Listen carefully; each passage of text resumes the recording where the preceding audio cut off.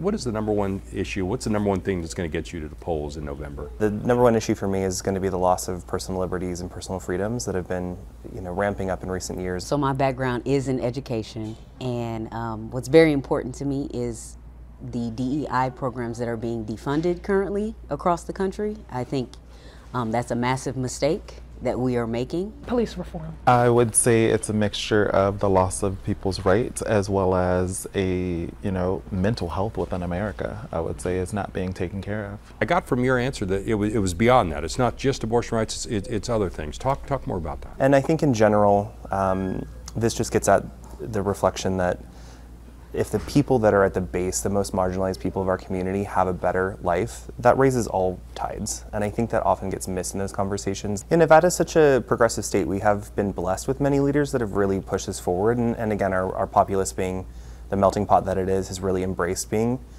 while kind of a quietly conservative place, I would describe Nevada as, it is legally a more progressive state. And we have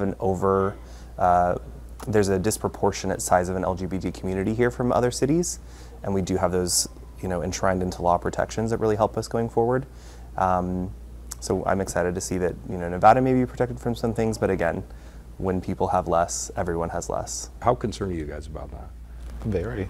People are losing their rights every day, and it's sad because instead of taking 10 steps forward, we're taking 10 steps back every single day. I feel like it's more of a dance. I wouldn't necessarily say like 10 steps forward and 10 steps back. I feel like it's like a 4 forward and then like 5 back and like 3 forward and then like, and it almost feels like gaslighting, being part of the community, because it's like, oh my goodness, they're listening and they hear us. And then we look and we're like, wait, no, because that's not what we asked for. What's happening now? And what we're asking for is safety.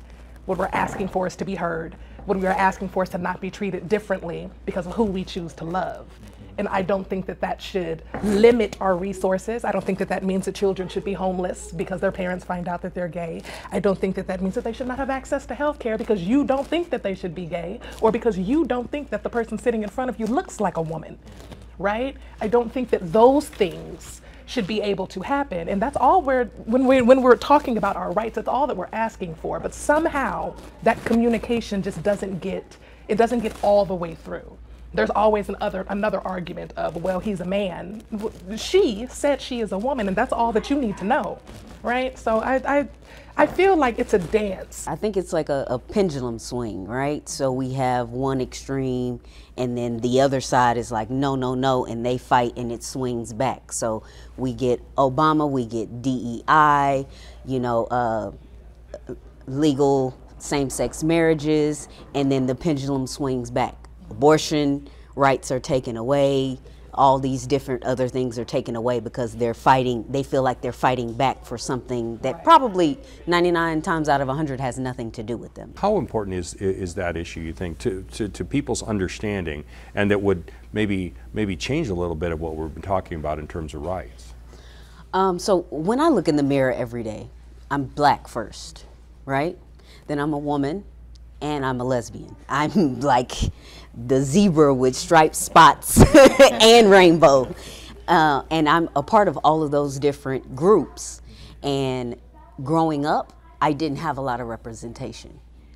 And that is part of what DEI is about being represented, but also being included in the diverse population that there is. And once you, like you said, you learn about those things and you are becoming included in those things and you have representation, that's when equity comes along, because compassion comes with those things. But I think these are important to know who your neighbor is and to want them to be included. And it's not just about today. It's about the future, because if we can get these DEI programs stabilized and make them important within all the different spaces right now, today, we won't need them later on, because the future generations that are coming up, it will be normal to them, and it won't be something that we have to think about. That relatability is really the origin of the Pride movement. So the first Pride marches are really about showing numbers and standing up and saying we're your friends, we're your sisters, we're your kids, we're your moms. You know somebody who your decisions affect. And again, the scarcity mentality, I think, that sometimes really persists in these conversations about expansion or more for groups of minorities really relates back to that. And knowing that everyone is having the same struggle, everybody gets up and puts their shoes on, goes to work, works hard to put food on the table, wants to have a nice car, wants to have a nice life, wants to have more. And knowing that you can help lend a hand to your fellow neighbor, the people that are your, service providers, your librarian, your person at the coffee shop, right? Knowing that your vote really helps improve someone's life, that then improves your life and creates a better society. Okay, let's talk about police reform. This has become huge in America. What more do you think needs to be done? So when we moved here to Las Vegas, we actually celebrated Las Vegas in the way that we thought that the police were handling things. And then we realized later that it was just the neighborhood that we had moved to. Our neighborhood is amazing. It's an amazing suburban neighborhood. We started working on the historic West Side here recently. And that's not okay. Like the over-policing of these black neighborhoods or these minority neighborhoods is absolutely crazy. And it's funny to me how we can be blind to it if we never went over there. And I was like, oh no, it is very much so still a problem here in Las Vegas for people who look like me to look like me on this side of town.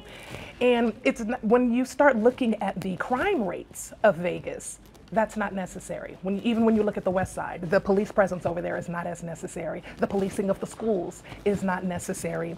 And one of the solutions that I proposed in Texas, and I think would work here as well, is a civilian oversight board for our police. We have the funding. I don't feel like the accountability is there. I don't feel like we as a community trust our officers to have accountability. And I don't feel like we feel protected anymore. There are now people who won't even call the police if something is happening. They would rather call their neighbors. They would rather call their family members. That's the country that we live in, and I feel like people who don't live it don't know it. People who don't live it think that we're over-exaggerating. And I think it's the small things that get missed, and I think communities that are marginalized are often quiet about the experiences they have. I don't think that most people of color express the microaggressions, the slurs they may hear on a daily basis.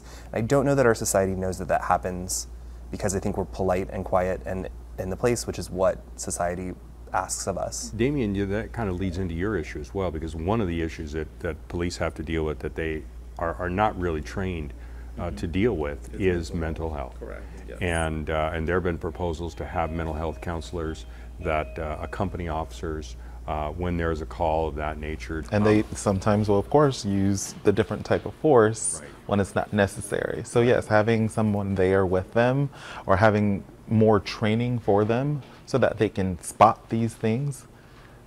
It's not fair to see someone who is truly doesn't know what they're going through. They're going through an episode.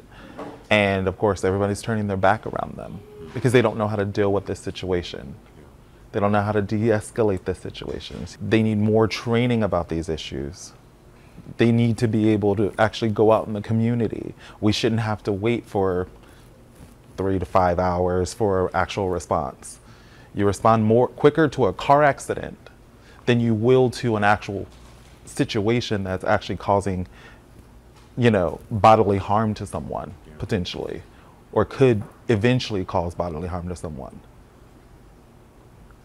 Walking down the streets. I personally had a cop tell me he's not a social worker when my friend was making that complaint, like, I don't call the cops because of this. And he said, well, that's your decision, and I don't think it's a bad one because we're not social workers.